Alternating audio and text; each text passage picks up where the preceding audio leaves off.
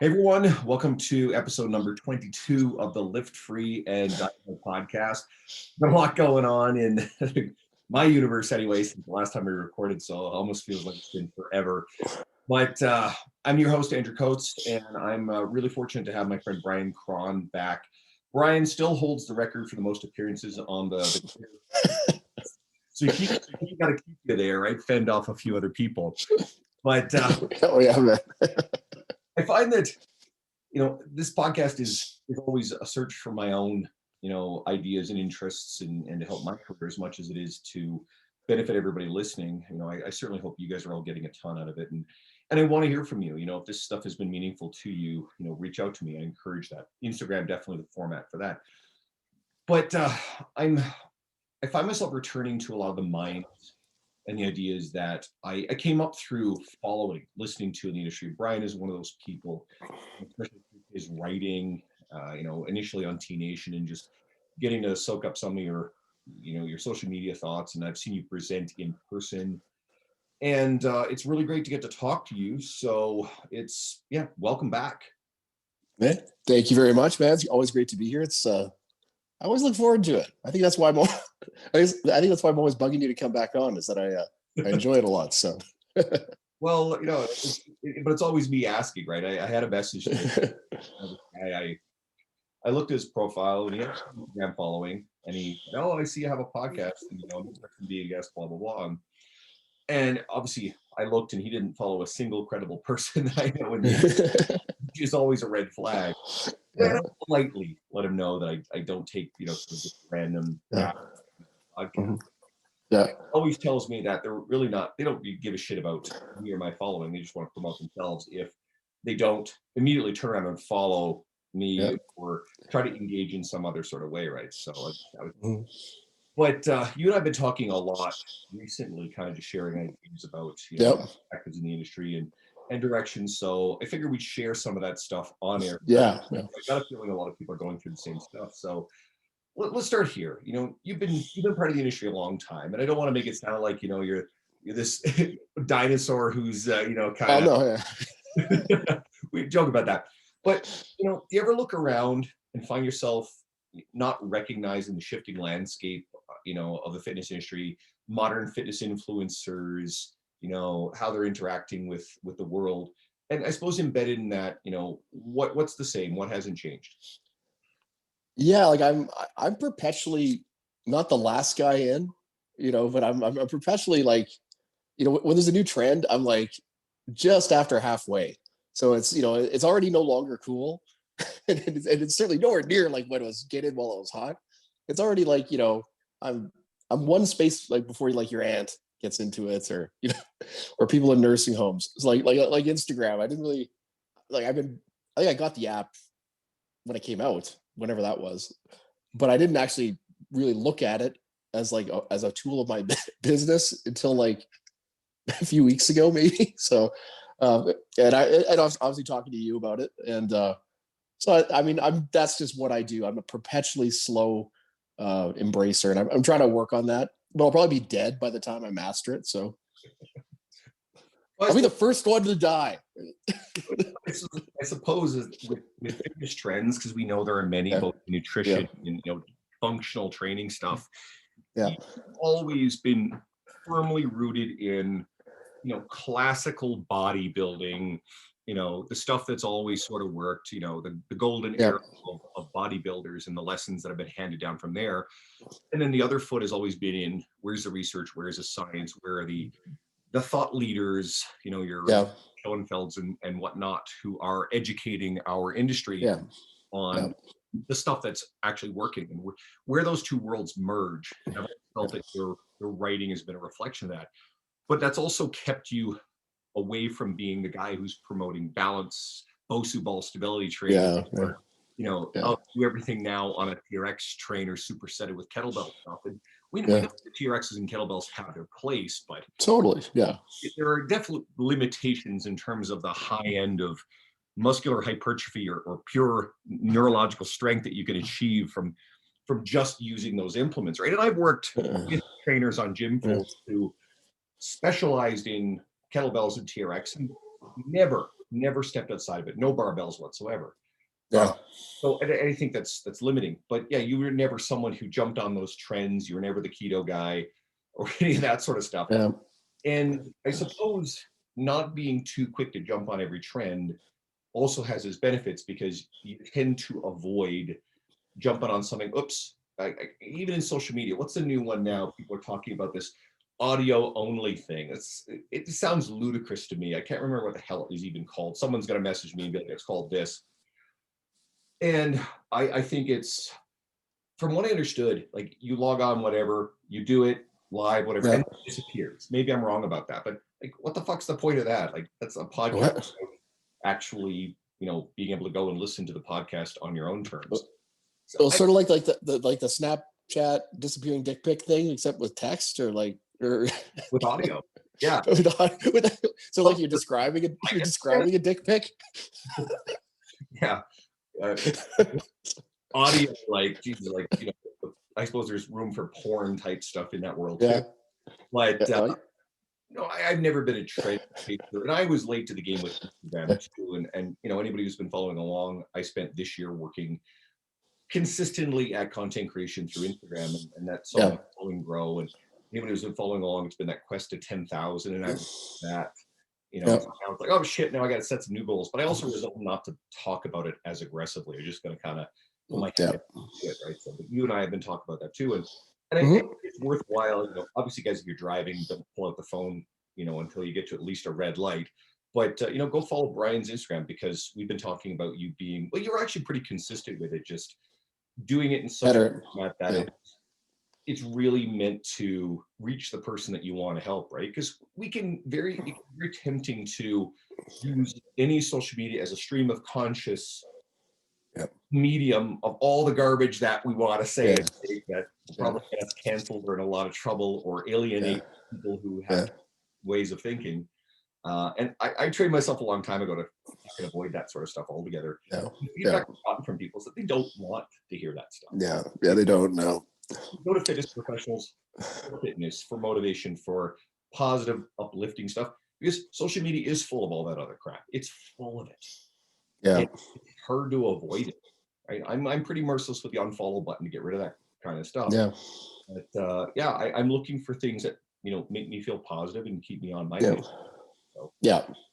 No, I think that's just, and even the most socially driven people I know, they never come away unscathed, man. They always come away a little bit like, I made this my mission to advance this social cause, and now I ain't changing shit. I'm done with it.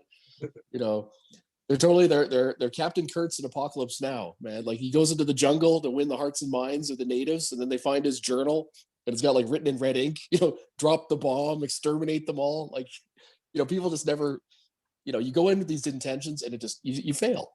So I think some of you are going to have to go back and watch Apocalypse Now. You're making it too easy about, your age. You're only a little bit older than me, but that was a reference. I'm a movie buff, and I'm guilty of actually having never seen it. Late Bryan, though, at some of his best. Sometimes I sneak in references into my writing, and either people just don't care, which would really hurt, or they don't get any of them. I'm like, come on, man, this is gold here. Someone hit me back here. I actually had an article published on True Coach. It's by the time people they'll be listening to this tomorrow, so it'll be right away. And it'll be shared on my media, or just message me, I'll send it to you. It's on True Coach's blog. It's 5 lies people tell. Can't remember the exact title. It's 5 lies people tell themselves why you're not creating and sharing content. And one of the first points I make is how, like, there's nothing totally original out there. If you're waiting to have a completely original idea that has never been seen before, it's never going to happen. And I use example, you talk about movie references. So this is one of my favorite things. Have you ever seen this movie, everybody listening along, where there's a young cop who goes undercover, and there's a bunch of thefts, big heists.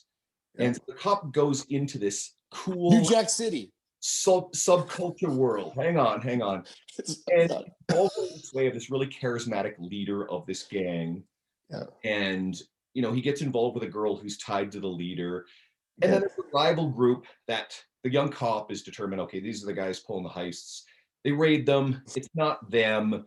Turns out it was the charismatic leader the whole time. So anyway, there's a big showdown at the end. The cop gets exposed, and the cop decides to let the ringleader go because of the relationship they have. Now, what movie did I just describe? Point Break. Good, you got it. I just described Point Break, but most people are going to say I was describing the Fast and the Furious, and they're actually the same movie. Fast and the Furious is actually the script of Point Break, officially taken the Point Break script and then repurposed for car culture. And what has happened? People loved the Fast and Furious. The Point Break remake is something everyone should avoid, but the original is a classic. And what do we got? We've got like $5 billion worth of sequels and this whole franchise that's coming to Fast and Furious on a completely unoriginal concept. It's an old script repurposed, right? But loved it. Now, a lot of people discover that who'd never seen Point Break. Me, I grew up on Point Break, so I watched Fast and Furious. I'm like, this seems familiar, but I fucking love it. So my point is that there's really nothing new under the sun. If you're afraid that you have no original ideas, well, that's not going to stop some scuzzy influencer who, well, they don't give a shit what anybody thinks, so they're going to go out and do it. And it's not stopping a legion of young and upcoming trainers and established people who fully understand that, okay, this is not brand new, but this is really important, this is helpful, and someone's discovering it for the first time, or the way that you frame it, the way that you state it might be original to a point where it takes off. So my whole purpose behind that whole message is just be kind of fearless. Don't be afraid to share your own ideas. And honestly, if you're not out there working hard to gain eyeballs and reach, other people will be. And not all those people will have the same honorable intention you have. So there are people out there you can help. So don't silence yourself. Yeah. Although, just to continue the analogy, I have not actually seen like the Fast and the Furious, any of the 1100 spin-offs. Is there a scene though equivalent of Keanu Reeves, chasing down Patrick Swayze, drawing his gun on him, and then they have this like eye contact, whereupon Keanu Reeves like rolls on his back and screams "No!" and he shoots his gun up into the air? Is there a scene like that? Almost identical. Not so much the full gunplay, but Paul Walker, Bryan Krahn, does have Toretto. After they race, Toretto crashes his car, Vin Diesel's character, and then Vin Diesel's gotta go to save this other person, and Paul Walker throws him the keys to Paul Walker's car so he can escape. Okay. As opposed to where it's fucking identical. The movies, every major plot point. The only things that aren't there's no real equivalent to Gary Busey's character, who is Keanu. Well, how could there be? Busey's fantastic, but he's sort of the cop partner to Keanu Reeves, the cover cop. So there's not quite the same character. And then the girl, in the case of the Fast and Furious, the girl is Toretto's sister. And in the case of Point Break, the girl that Keanu gets involved in is actually Bodhi, Patrick Swayze's ex-girlfriend. Okay. Other than that, it's good. There's the rival gang in the Point Break one. Anthony Kiedis of the Red Hot Chili Peppers is one of the rival gang that gets busted. Yeah. Right. And then in Fast and Furious, it's Johnny Trans as Ricky Yoon as the actor. So either way, but we're getting way off topic. But can you imagine being an agent and you're trying to find work for a Gary Busey type like that? Like, is that an in-demand type? Well, I'm still getting work, right? We did a voice. Nick Nolte. For at least a few episodes, and I knew I recognized the voice. I looked it up. I'm like, "Fuck, that's Nick Nolte." And Nolte and Busey, not only do they look alike, but they're pretty much cardboard cutouts of each other at this point in their careers. Yeah, they could have the same representation. That's very good. Yeah. Well, solve that problem. Rourke has had a thriving career later on in life, so and Robert Downey Jr. had his second coming and is one of the biggest actors in all of Hollywood. So no shit. Yeah, Hollywood is all about redemption stories. Somebody said to me a long time ago that if you're committed to producing something that is totally original, you're either going to just put out shitty work or you're not going to put out much at all. I mean, because just everything that's really, or most everything that's really, really significant or that really will move the needle has been said already. But that doesn't mean your audience doesn't want to hear it from you. And so that's, yeah. Yes, I love that. That's such a that's a good way of saying it. Yeah. Cool. I definitely want to, I'll leave that there because here's something else that kind of contradicts what you said earlier. Online training, big, Yeah. big time stuff. Everybody's talking about it. And, it's obviously been a popular trend for the last few years, but you were in on it way, way long before, it became a big thing. I think you're part of that generation. I was actually listening to Jonathan Goodman on a podcast recently, and he's one of the guys who's promoting this stuff the most. How he, would the origins of online training was a bunch of T-Nation guys like yourself who would write our and someone would email me like, hey, can you make me a program? Okay, cool. Send me a post-dated check. And then they were emailing them the programs and whatnot. So, but there was that community. And I remember, being an early reader, as a trainer on the gym floor going, oh, here's all these people. And you guys all had these thriving online coaching businesses. So I guess, yeah, I'll let you take it from here. No, that's interesting. But that's interesting you brought that up because I'm largely Gen Pop, I'm Gen Pop personally. So that's not a disrespect. I'm, just non-competitive, but serious lifter. But this is yet another thing though, that was stolen or appropriated from contest prep because my friend Eric Ledeen, I think he's in his 19th year of online coaching, and he was my first coach in like 2005 or so, and he learned from Scott Abel, Canadian, and Goodman as the example in this podcast. Scott Abel was the one he said. Yeah, Scott Abel probably was the first, and man, this is going back to like the late 90s, and a friend of mine hired him, and it was very much for competitive bodybuilding. So all the and I just remember getting, he's getting his email, just like we look at it today and go, what is this? It's just a page of text. Like, here's your diet, here's the stuff to take, here's your training program. Like, there's no correspondence. Like, I think you check in once a month kind of thing. Accountability, dude, that's on you. Like that's like, that's, I don't hold your hand, that kind of thing. And that's the philosophy of the bodybuilding world anyway. And I have some issues with that particular modern philosophy, but yeah. Oh, I know it doesn't, in a way I agree, like if you're going to go to that level, and these guys were not cheap, like Scott Abel, I believe was, I think it was $2,000 for a prep. And, that wasn't that's upfront. Like you don't even get, once he gets the money, then he talks to you kind of thing. But also to Scott's credit, he was cranking out champions left and right. So he was very, very good, still is very, very good. But it was just such a different process. Like, I know his check-in process. Now he does mainly Gen Pop. So it's much more, I think they check in once a week, but even then it's still quite light touch compared to, what my colleagues are doing, and certainly compared to what I'm doing. And I'm very easy to get a hold of. I like, Scott's kind of like 1 day a week kind of thing. You check in, and that's, but yeah, like, it's just, my point being is it was just it was another thing that we were doing on the hardcore edge, and it slowly made its way, into the general pop, and then it explodes when it hits that massive swell of people. And it expands, and it gets more technical, and it gets fancy, and it gets, video, and it gets, 15 different messaging platforms, all the above. But is the coaching any better? Like, that's the thing I'm getting at. Like, if I wanted to get on a bodybuilding stage, is there somebody I could find that would be better than Scott Abel? I don't know. I don't think so. I mean, people will argue, but I don't know. It would be a very short list, so.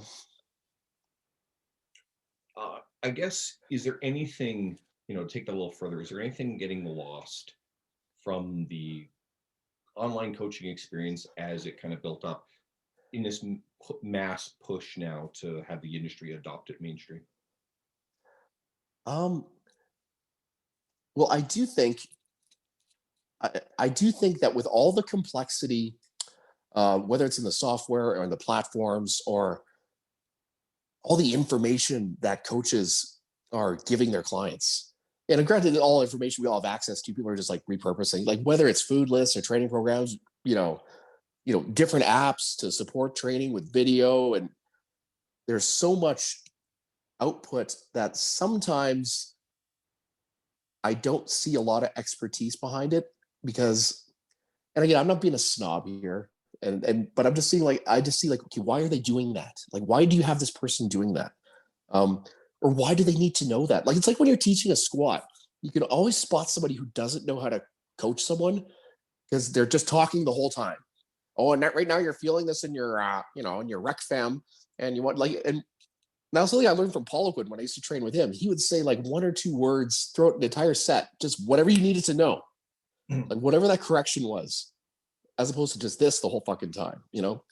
Like he's not trying to bamboozle you with his knowledge. Yeah, this is actually something that I had a conversation with Nick Winkleman, who was just recently on the podcast, and Nick's got a book, The Language of Coaching, and a lot of it really dials in on the superiority of external cueing language versus internal cueing language as someone's doing something. But he's very, very clear, and he explains the science about attention, about, just, keep it super simple, just a couple of words, focusing on one cue at a time during a set. And the same thing is not just kind of talking constantly throughout the entire thing or throwing 8 to 10 different things at a client, which is only just going to serve to confuse them because they can't pay attention to all that stuff at the same time. And I think it's just kind of professional insecurity that we all go through, but it's just, oh, okay, I know all this stuff. I'm going to show them that I know all this stuff. I'm going to show them that they're in good hands. Whereas like the true pro, he knows that his attention is on the outcomes of the client, and they already, he knows they trust him because they're paying his rates, and he knows he's good. So he just is going to do his job and get them results. So, anyway, I sometimes see with all this explosion in tools and just stuff that I don't know. It seems like a lot of stuff without a lot of not a lot of wisdom behind it. A lot of knowledge, but not a lot of wisdom. That's what I'm getting at. So, and that comes with experience. Yeah. And I mean, I've written on this particular topic, and I do officially advocate that, newer trainers have the right to coach online. And I'll explain it. Because, look at the world, right? Let's say you have a coach who's been in the business for 6 to 8 months, and they're in-person clientele like them. And they're in a jurisdiction that they've had harsher lockdowns with the gyms closed longer. Well, do you not have the right, according to the, whatever authoritarian language is, to, hey, you have to coach a minimum of 5 years in person before you are allowed, deemed worthy to and first of all, that's bullshit. It is bullshit. That's gatekeepers, and I don't agree with it. But fundamentally, I do think that the more experience you have as an in-person trainer, the better the online coach you're going to be. I mean, that's also fundamentally true. But we're industry leaders, right? Like, people pay attention to us for our thoughts in terms of what we're doing and what they should do. And new trainers listen to this podcast. And, I can't say, hey, no, you don't have the right to do this. Instead, I think what we should be doing is, okay, you're not going to have a lot of experience, but you're kind of in a jam a little bit. So let's be part of the solution and help you be better at the stuff with our accumulated wisdom, so you can kind of fast track through that process a little bit. Because I think your starting trainer, your new trainer, is more knowledgeable than ever. There's more resources. There's more. On average, I think your new trainer has more knowledge, but you can't replace wisdom unless someone is really good at tapping into the lessons of the industry leaders who've been there.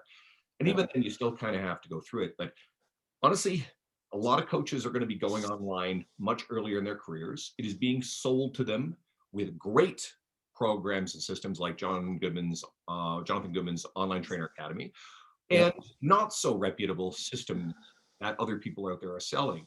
So people are going to make money and do this stuff. So just saying to someone, no, you can't or you shouldn't do this, isn't going to stop them. And it sure as shit isn't stopping someone who's got a large Instagram following, who has no accreditations and very limited coaching experience, just to say, I've got a large following. Now I'm going to sell programs. So those people aren't going away. So you as a new coach Do you have the right to work with the clients that you have while your gym's closed? Absolutely, you Yeah. do. I Yeah. think Yeah. the onus is on you to work fucking very hard to learn those skills and get really good at it and go way above and beyond. I mean, this is where you Yeah. have to put in the effort. But honestly, this is the way our industry is going. And I do believe going forward, new trainers in the industry are going to be taught and brought up on a hybrid model where online coaching is part of the initial Yeah. experience too. And Yeah. we have to help foster those people to be successful instead of criticizing that behavior. Yeah. Oh, totally. And it's funny. I had this conversation with a guy who's been coaching a lot longer than me, and he always he's in great shape, but he's never trained anyone on the gym floor. But he's an exceptional coach. Okay.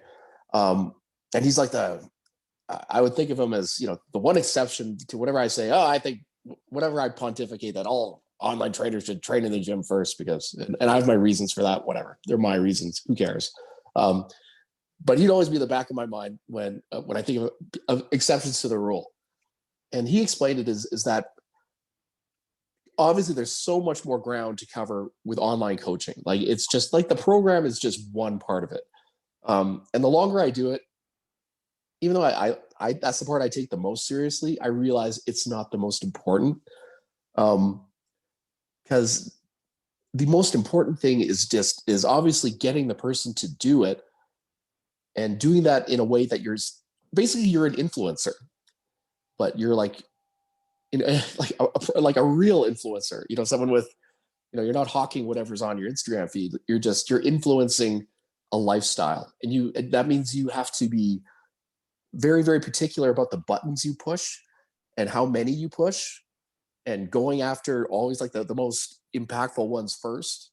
Like that's the first thing I do when I'm coaching is I get into lifestyle, and within 30 seconds, I'm just like, okay, if we don't fix this, we're gonna be like driving around town with the emergency brake on. So we gotta fix this first and foremost.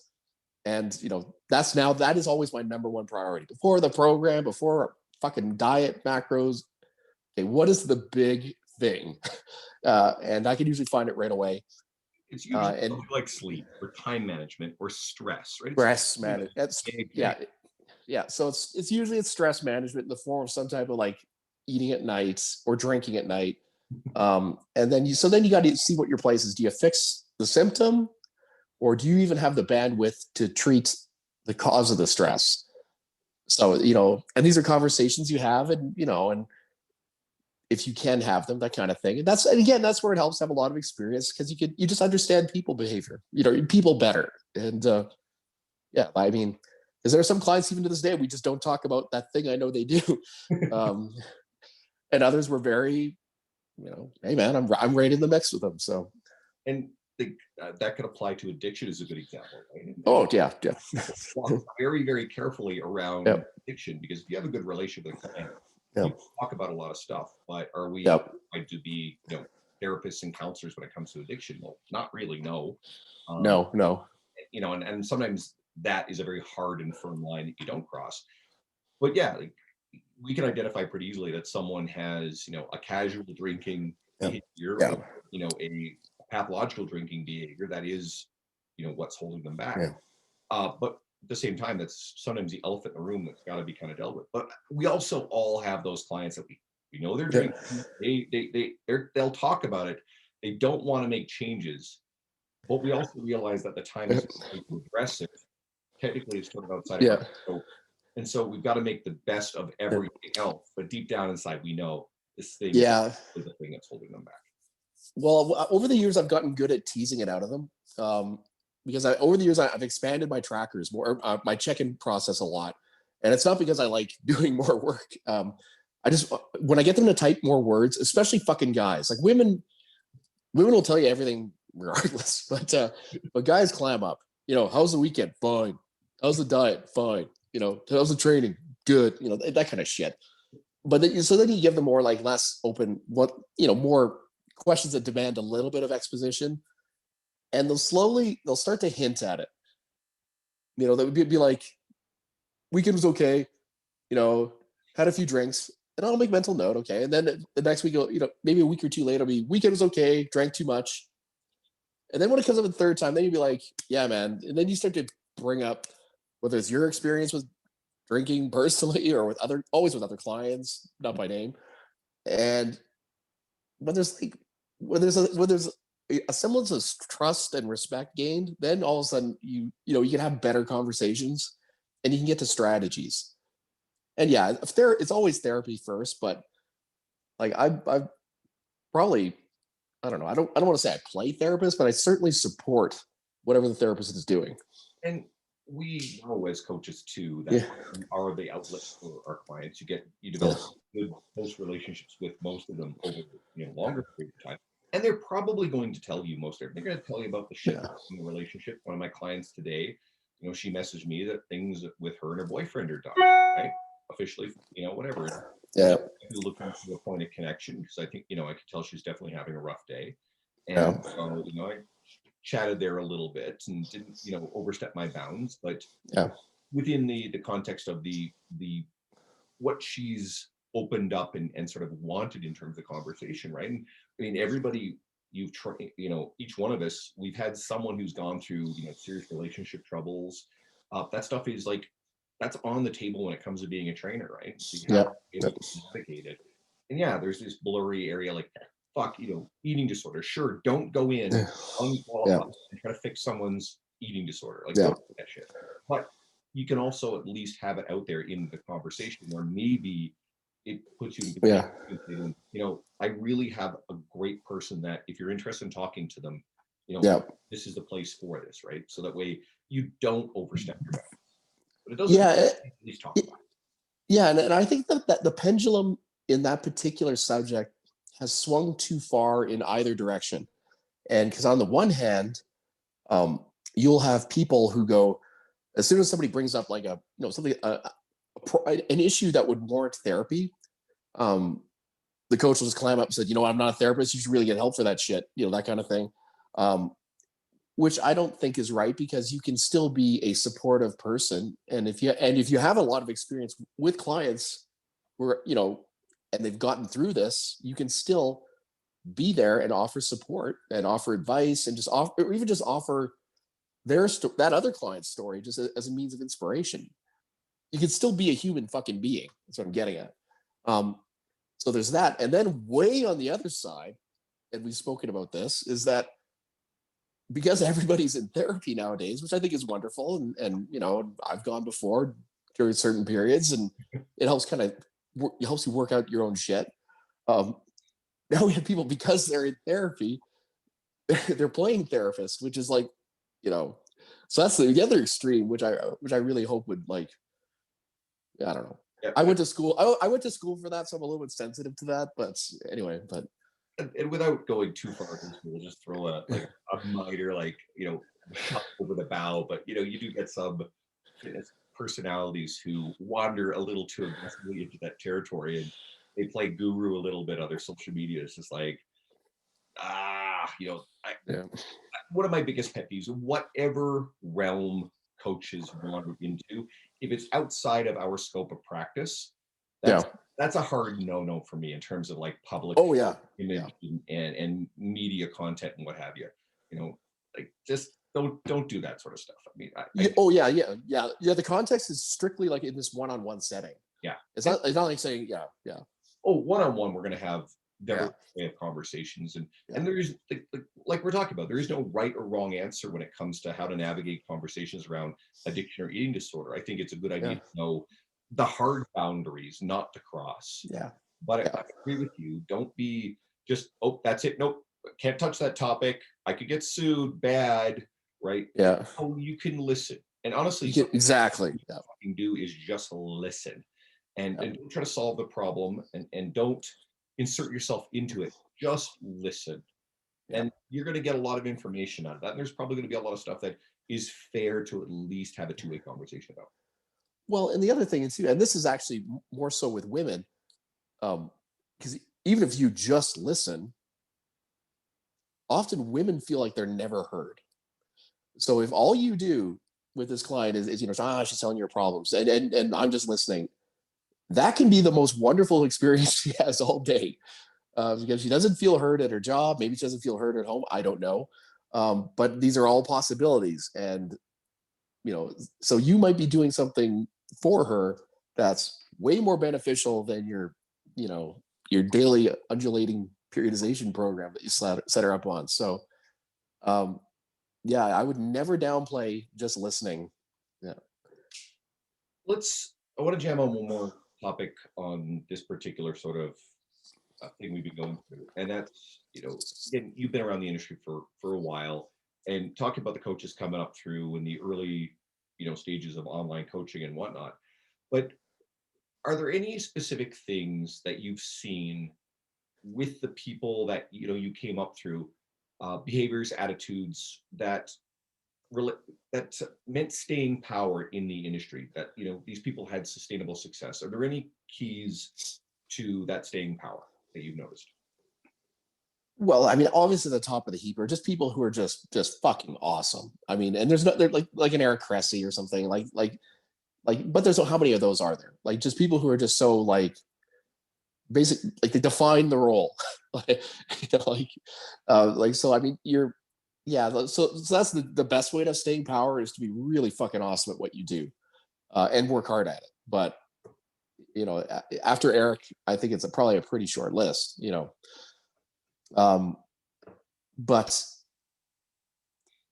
yeah, no, that's a very good question. I do think you have to figure out you have to come to a point where you really see where your area of impact is.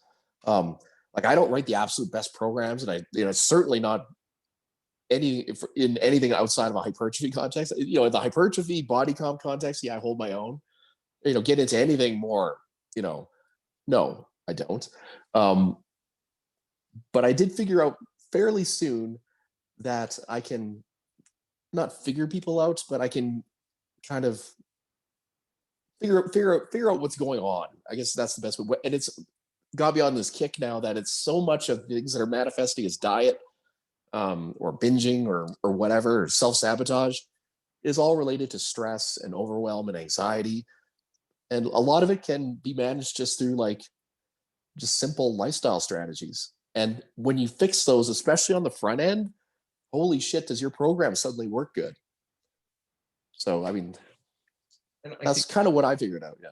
I think, well, that's coaching, right? Yeah, that's coaching. This whole idea that you can, hand off a piece of paper. And I mean, I get it. There's this cottage industry, in prep, where they think that being a coach is, here's your piece of paper program, here's your piece of paper diet, check in with me on this particular day once a week, or it's your fault. And then there's a public social media post that every once in a while, hey, if competitors, if you don't stick to your diet and if you don't stick to your plan, this is your responsibility. And I reject that bullshit outright. Yeah. If you were there to be a coach and certainly to make money off this stuff, then look at this whole industry. It's this house of cards of all these competitors, who many of whom healthy emotional relationships with everything that's going on in their world. Fine, they do it because they love it. But how many are being drawn in, young women, because they're, insecure or vulnerable in some way? And you get some of these coaches that are actually more than a little bit predatory on these type of individuals, or people who think that, well, if I get lean, then I'll be happy. Everything in the world will be fine. And they have no concept of how difficult that process is going to be. And ultimately, as a coach, you're going to do better in the long run by protecting and taking good care of the physical and emotional well-being of your clients. They'll probably stick around a lot more, but you'll get better results, right? If you help someone through the process to keep them on track and understand why they're having the impulse to binge on peanut butter, which I still don't fucking understand the obsession with peanut butter in that world, but it exists. Oh, it exists, all right. But if you can actually help someone through that process and they feel like they can reach out to you, anytime. And people have different thoughts about that. And you and I think, are more on the same line of thinking that, well, if you have clientele, shit that's going on in their brains doesn't conveniently happen on a Sunday afternoon when you do all the check-ins. There's stuff going on a Wednesday evening, and I want to have that message, so to know that, okay, you're dealing with something difficult. I want to be present as best I possibly can, right? It doesn't mean in the middle of the night listening to a 2-hour conversation because someone's dealing with relationship problems, but I definitely want to make sure my clientele know that I am there for them because I genuinely care about them. I don't have all the cool shit in my career without my clients, right? Yeah. Yeah. Yeah. The last decade. So I'm willing to go the extra mile, within reason, right? Yeah. So I think coaching is so much more than that. And like you said earlier, listening to what people have to say, and they'll reveal things. I mean, this is the mantra you've been saying. They will Yeah. reveal stuff. They will show you. And if you're willing to listen and read between the lines, they will tell you everything you need to know eventually, I think. Yeah. Yeah. Pretty much. Yeah. Because it's very rare that, I get somebody and they're just doing something and they had no idea. They had no idea this wasn't a this wasn't a bad thing or a suboptimal thing or whatever. Everybody knows. And over time, especially, when they have this trust with you, they want help and they will reveal it. And it's kind of on you to pick it up earlier, the better. So, but that kind of speaks to the difference between like really high end, we're talking like, professional bodybuilding coaching, and more like what I do and you do. And then even at the furthest extreme of the Gen Pop, I mean, the softer you go, like somebody at the very high end, like then you're dealing with all the supplements and, that's when all the hyper precision and you're willing to pay for that guidance. But if you don't follow it, they're not gonna check in on you if you're following it. They're not gonna look at your fucking food log. They're gonna give you your diet. This is what you will eat. Like, what do you mean you can't? You can't cook. You don't like rice. Well, you better. You know what I mean? It's gonna be very like you don't have these conversations. If anything, sometimes the very highest end, you think Big Ramy or Phil Heath Yeah. aren't actually probably staying really on top of them because of the Yeah. Oh yeah. significance of that. But that's the extreme example. But Yeah. you're right.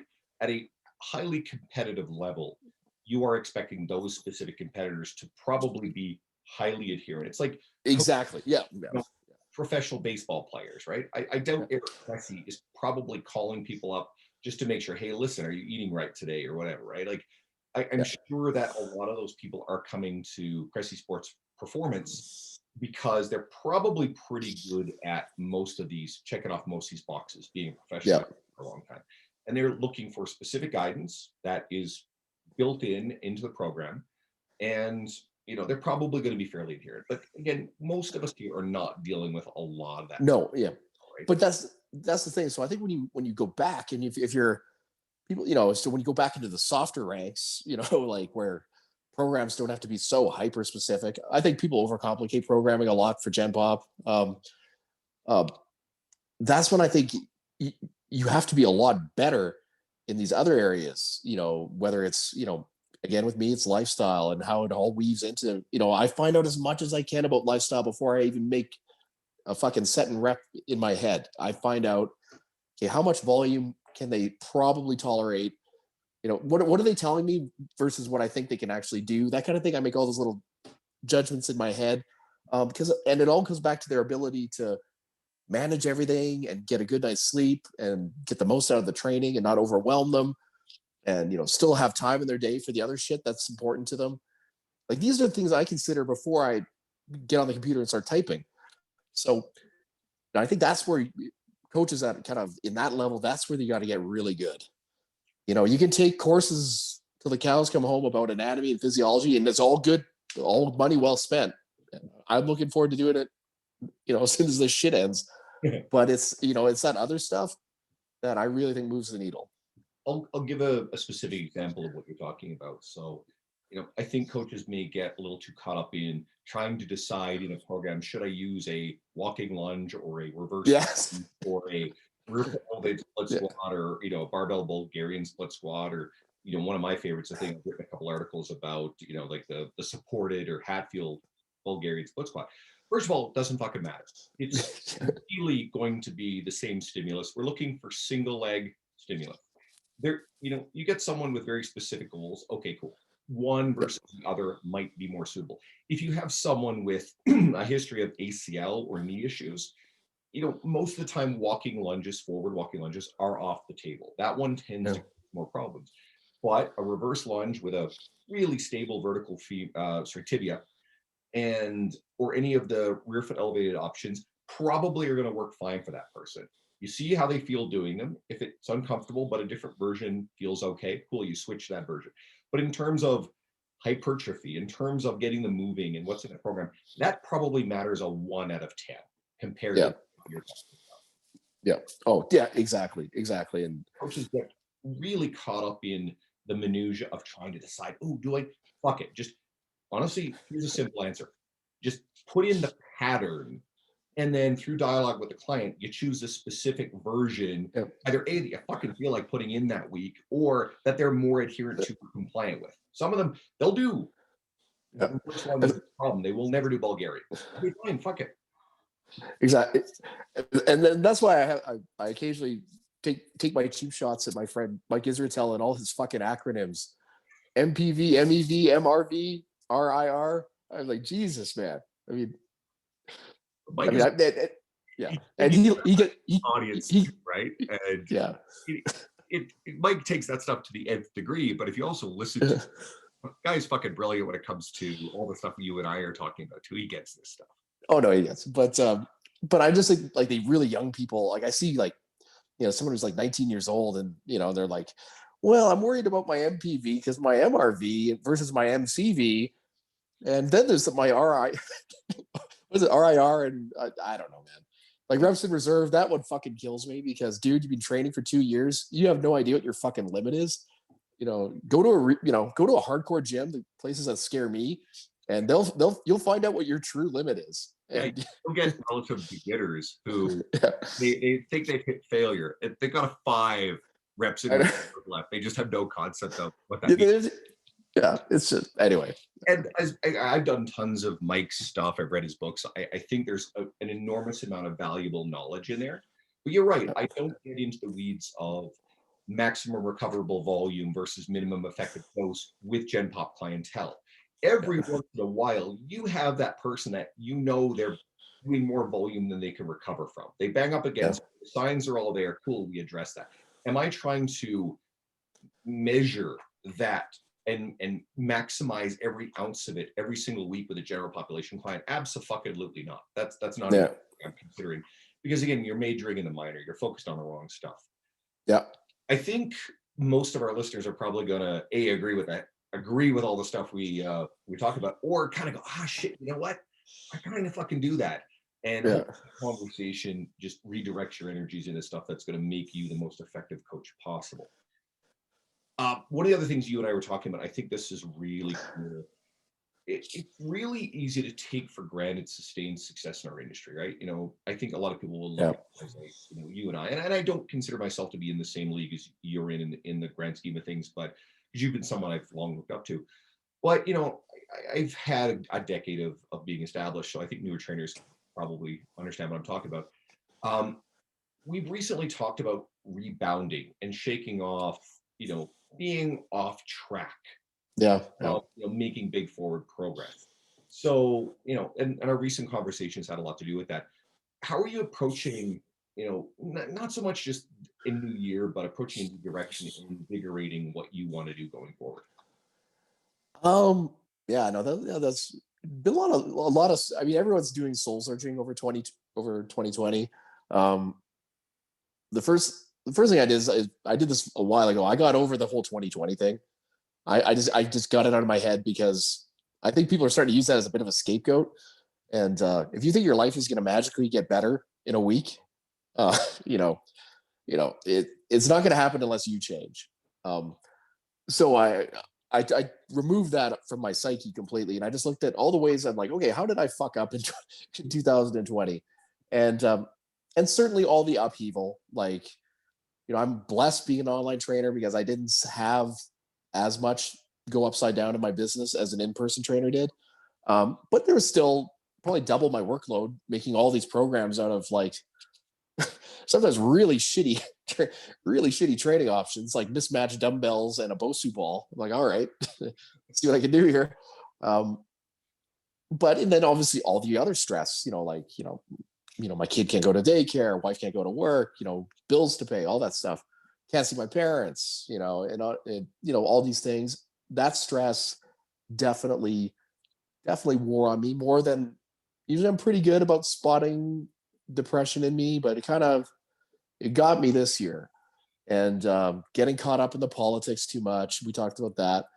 Um, but the thing that's what helped with me is I just took a stock of why the things I like about what I do, and whatever the handful of things that I think I'm actually really good at, and just going to try to double down on those a lot more, and just pick others up around me as well, and just kind of bring it like fitness to be really fucking positive, and it was goofy, and it was like it was kind of counterculture, and it was like then it always will have its hardcore thing to it, but it just really felt heavy this year. And so, I'm not going to put out a bunch of happy, smiley bullshit, but I'm just going to be really about the thing that drives me. And that is helping my target client, which is like a normal person, age 25 to 50, who wants to be as jacked as they can without getting onto a bodybuilding stage, and, still have a job, have a life, be healthy. Like that's my guy, that's my girl. So I just want to keep focusing, putting my efforts into making their lives better. I think that's an amazing way to look at it. I Anyone who's listened to this consistently knows that, or watches my social media, it looks like I had a really great year. I am primarily based in person, but I was still able to have a really good year financially, which is a piece of the puzzle. But in terms of the relationships and what I got to do with my clientele, it was a really fantastic year. The end has been kind of a bumpy, irritation because our gyms have been closed again. Although we just did get notice, like a friend of mine showed me a link. There's been an update on the Government of Alberta website that allows for one-on-one, in-person personal training. The language is sort of both clear and not clear. For example, I do not believe, say, Evolve, the gym that I operate out of, would be allowed to reopen to have, a handful of trainers on the gym floor all working one-on-one with clients. However, my home basement studio gym, the language of it explicitly, I can work in there and I can coach people. So that's a boost today. I feel good about that. Right on. And I just recovered from being sick. I was really sick for about 10 or 11 days. And that just completely derailed everything physically and mentally. Just my energy just crashed. And so I've been trying to reboot that. But I sat down and I did some goal setting, and I looked at all the things I want to accomplish in 2021. And like you, I don't tend to think in terms of bounded years, and I didn't subscribe to the whole 2020 is this giant dumpster fire. And okay, fine, it is. But it was one of the best years of my career in terms of brand growth and what have you. I grew social media. My writing stuff is done exceptionally well. The podcast has rolled. And I was featured in a major book this year, and I want to take that and run with it in 2021. So I'm going to shake off the most recent kind of hiccups, but I really put a lot of energy and effort into connecting with other people, especially a lot of other coaches in the industry, a lot of listeners here. And I love how it feels to be able to do something positive for the other people in the industry. I've got a friend, just from the industry, who reached out to me. He read the article that I had published today, and he asked if I did, coaching for coaches, to help them with their online businesses. I don't do any of that sort of stuff. I have no coach to coach services. Like, that's not my interest. I just like writing about that stuff. So he asked me if I had anyone that I would recommend who does that stuff. And absolutely, I connected him in a personal message, just connected right on Facebook, to both Jonathan Goodman and to Luca Hocevar, who I know both of those guys well, and I know what they're doing. And so, Jonathan and Luca seem pretty happy. I mean, they're successful guys, but every time you get a direct referral to what they're doing, that helps them. And Josh, the guy who I was helping out, he seemed really appreciative that I went that far. And for me, it was just a simple matter of creating that message. And if I can connect people who can help each other, God, I mean, that's the best feeling ever. And if it helps a coach, come through the year who may have not had some of my advantages or resources, who didn't have a home basement gym to fall back on. And, it feels really good to be able to either just positive encouragement, or actually connecting them with resources that will help them. It's a really good feeling.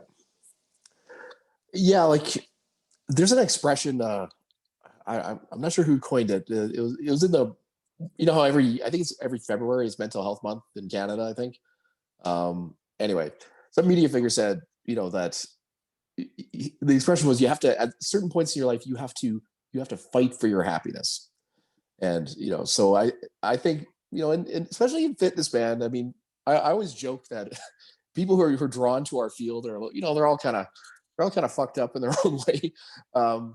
And, you know, and myself included. And, but I do think that this year it kind of taught me that too, is that, you know, even if you have a really naturally kind of sunny disposition, and at certain points you will have to fight for your happiness, and you can't just let it happen. You know, you can't just think, well, you know, eventually I'll be happy, eventually I'll have success. I mean, you have to, occasionally you got to like put on your gloves, man. You got to fight for it.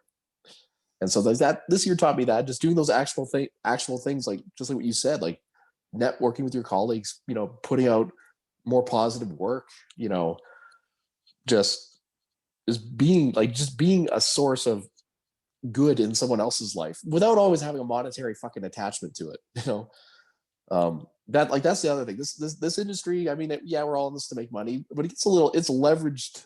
It's, what is it they always say about Trump? Transactional. You know, this fucking industry gets a little, you know. Anyway, but I've sort of gone back to, you know, just helping as much as I can and being helpful for the sake of being helpful, not because I get a fucking retweet but those things come. So They totally do. And yeah, you said something in there that is touched on heavily in my favorite book of the year, and that's Seth Godin's The Practice. And I had you know, recently episodes with Pete Dupuis and Luca Hocevar where we talked extensively about this whole concept. But a lot of what Godin's talking about is just the practice, the process of you know, giving your art is a phrase that he uses a lot, right? And for fitness professionals, maybe that is article writing or podcasting or YouTube or information sharing in the way that we do it, right? yep, And I like, in particular, breaking down, you know, the fears and reasons why, you know, trainers are afraid to put themselves out there. So I believe in giving and putting a lot of that stuff out there without, and here's the key of the book, without the expectation of a specific reward or applause or financial gain. You do it because you commit to doing it and you get better at the process all the time.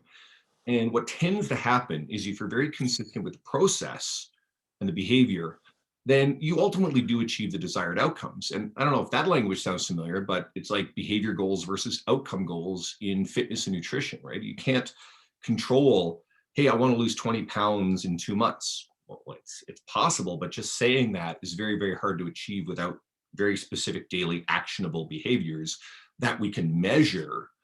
And, you know, if you get your workout in every single day, if you do work out every day, and, you know, staying on track in terms of your macros or your habits that create the calorie deficit necessary to lose the weight, if you do those things perfectly or near perfectly on a daily basis for 2 months, then, you know, if you have a lot of weight to lose, it's very possible you could reach 20 or something near that. You'll lose the weight and you'll feel good about the process instead of focusing on that result. And it's the same thing with the financial rewards. You know, I've done a ton of shit this year that had no financial reward. I mean, fuck, this podcast doesn't promise any sort of financial reward. I have no sponsors, and nor do I really want to go down that road. So it's not like I'm getting paid to do it. I actually paid to have the infrastructure in place to do this podcast. But these weekly conversations with my industry friends and thought leaders can't help but keep me plugged into the consistent behaviors and attitudes that tend to bubble up in, you know, clients and my client relationships and renewals and referrals and business. So it's all big picture stuff that has led to, you know, a financially rewarding career without most of this very specific behavior being directed at making a dollar directly from it. Yeah. And yeah, well, I mean, yeah, with the podcast, you have a great thing there just for, just for, you know, all these different people coming in. And if everyone's got a slightly, you know, different skill sets that you can drill down on, I mean, that's a wealth of knowledge. But yeah, it's just, I don't know. I hear a lot of, you know, everyone gives that generic answer that I gave, you know, to be honest, like, oh, I want to help people. and I'm sure most people do want to help people then, but sometimes you like, okay, well then help them for nothing in return. Then now let's see how helpful you are. um, so I mean, again, it's just, I think when you're down and you're having like a down year, you have to double down on giving, like giving your best self, your best content, your best advice, and just putting it out there and just being going, just for, fighting for it, forcing it a little bit, because once you get on a negative track, it can be, if you're on a negative track and everyone else is doing great, that's tough. Um, if you're on a negative track and everyone else is on a negative track and you have this nonstop noise, oh fucking 2020, oh fucking 2020, like you're gonna get that in your head constantly. And motherfucker, you're gonna wake up in 2023 and you still have this oh fucking 2020 in your head. Like you just, that's the thing I found the most kind of disturbing about this year and this whole 2020 narrative is that how everybody's bought in. I don't know. I just And I think that's not. Yeah.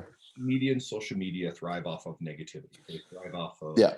hysteria and all that sort of stuff. And I don't want to go down this track too far, but it's one thing to be informed and to seek information. It's another thing to be constantly exposed to negativity and hysteria. And I think it's important to recognize the people who are, even the evidence-based people are sometimes the worst.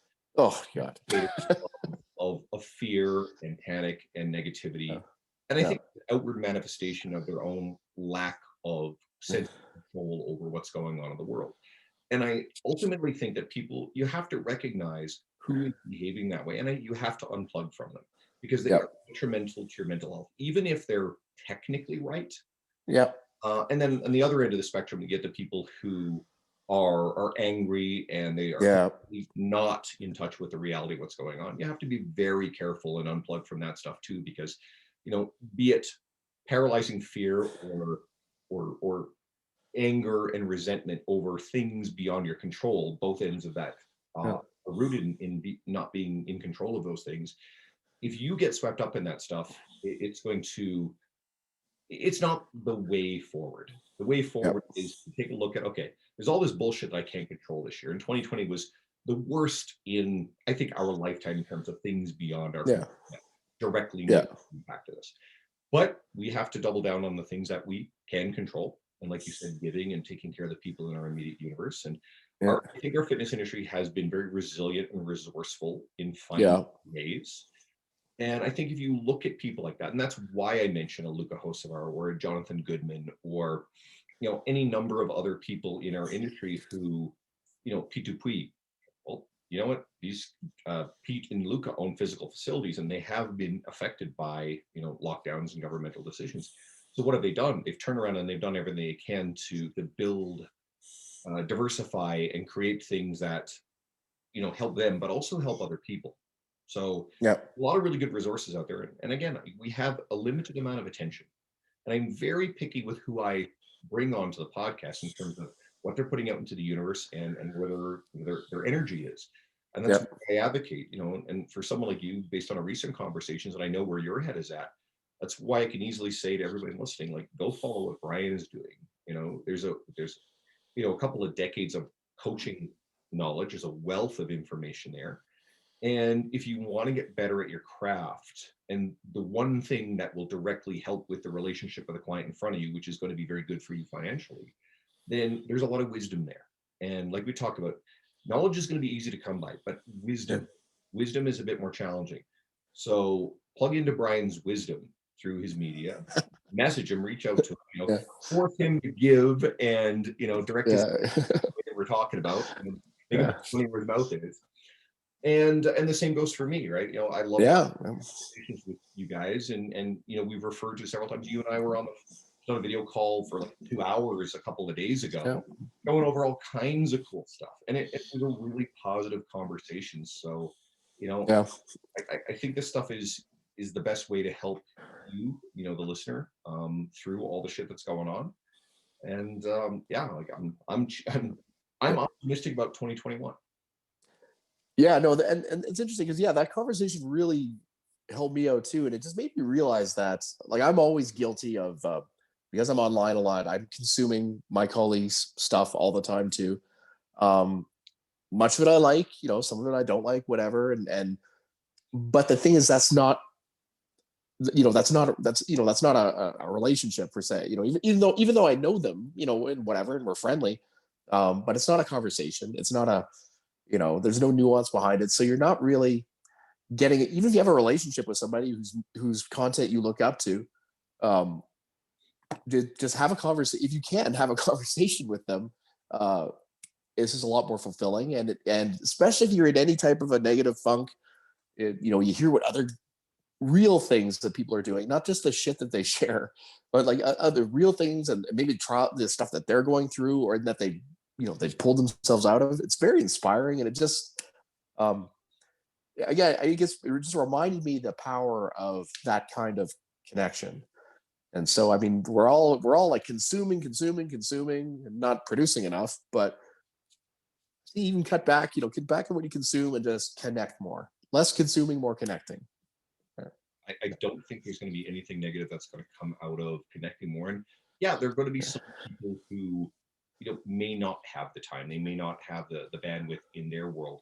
But if you look around for the people you have those relationships with, Yeah, my guess is there's going to be a lot yeah, of people who would love to spend a bit of time. yeah, Because again, you could look at anyone who watches my media, it looks positive, it looks like everything has been like, a super year. I got into a pretty dark place, a couple of weeks. yeah, Everything, getting sick and having the gym shut at the same time was devastating. It was yeah. absolutely That sucks. devastating. And there were days where, I couldn't, just didn't have the mental energy to read. I certainly didn't have the energy to write. And, I Yeah, retreated to an old show that I like and some video games. And, I knew I'd shake it off, and I gave myself that little bit of time. But then I came bursting back out of it again. And I said, nope, no more of this. I have to yeah, put my energy into constructive things. And that's where I'm going to go into 2021. And I've got a feeling 2021 will have curveballs and yeah, stuff that doesn't go according to plan. But I also see the light at the end of the tunnel, yeah, right? I think we're going in the right direction, and I think we're going to be able to leave behind a lot of the worst of the things beyond our control. And at the same time, like, everybody does have a choice. You have a choice to, get mired in the negativity of the stuff that you can't control, or you can say, all right, well, mhm, shit, this sucks, but there's a whole bunch of stuff here that I can do. I can take action and I can move forward with. And sometimes it's just taking action. Maybe it's not even necessarily something that moves the needle directly on what you need right now, but maybe just that behavior. Like, I recently rebooted a certification I never finished. It's actually John Goodman's online trainer academy. I did never finish it. You know, yeah, just along the way, I got busy and I didn't finish it. yeah, So picked up that textbook and got back into the videos and the online stuff. And it was, and the section on marketing was like just exactly what I needed to plug in right now. And it was really uplifting, but just the action of doing it has made yeah, me feel like I've got momentum, and my yeah, mindset is back in that mode. And I'll yeah, complete pretty soon. And then there's that. And I've got some textbooks I want to go through, and I got some social media stuff I'm going to create, and I've got some writing I'm going to work on. And that'll snowball into something bigger.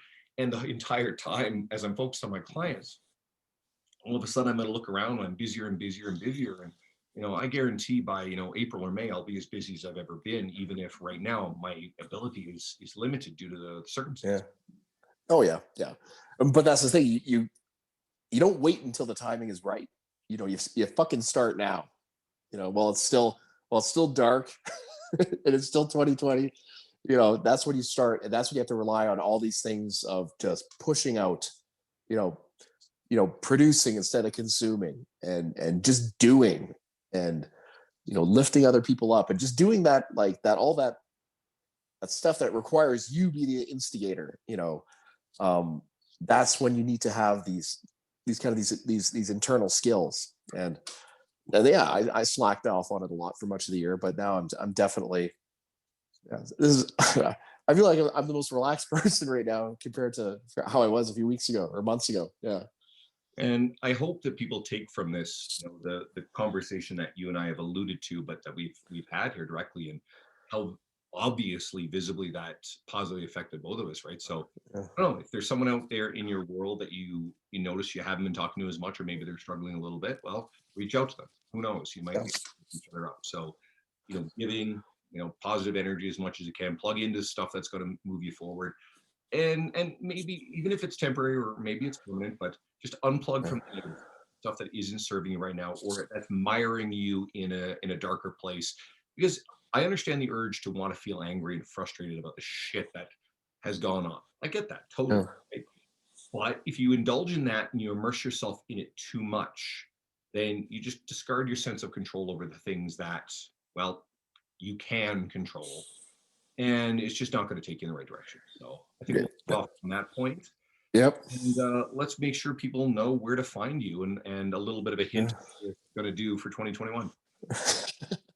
Well, I used to always end these things with saying, you can find me on Facebook, and you still can find me on Facebook, but I'm certainly not a fan of that platform. So you can find me on Instagram at Bryan Krahn, and as well as on Facebook, Bryan Krahn, BryanKrahn, and that's also my website, bryankrahn.com. So BryanKrahn.com. And I'm just going to be, next year for me is all about my core skills, and that is coaching, a little bit of writing, those two things. If it's not coaching and it's not writing, I ain't doing it. Well, it's also about directing. Yeah. I like referencing books, and if you've read Yeah. them, if anybody listening has read that book, great book to read, right? Read, and it's about putting your time and your effort into, the a narrow band of critical things that will move the needle. If you've read Essential, Yep. is one of my favorite books. Same concept, right? It's just putting all your energy into the stuff that truly matters. And I'll reference one more book too. We're talking a lot about giving, and if anyone's read the book, The Go Giver, which is a very short, easy read. It's a parable, but it's just about giving, and I've always found it really uplifting. I know a lot of people I know will consistently go back to that book, and Yeah. honestly, it's the sort of thing that if you plug it into your brain right now, nothing bad's going to come of it. I promise you that. So The Go Giver, and then The One Thing and Essentialism. So it's a little fodder for your reading. Sounds good, man. Cool. All right. Thanks everybody for tuning in. I always appreciate your patronage. If you are not driving at the moment and would be so kind as to take the minute and a half to go and give a positive review. I mean, if you want to give a 1-star and you've been listening the whole time, that doesn't make sense to me. But I mean, 5-star would be better. But either way, it's really appreciated, that sort of thing. This podcast is free after all. And share it with someone in your world who you believe it could help.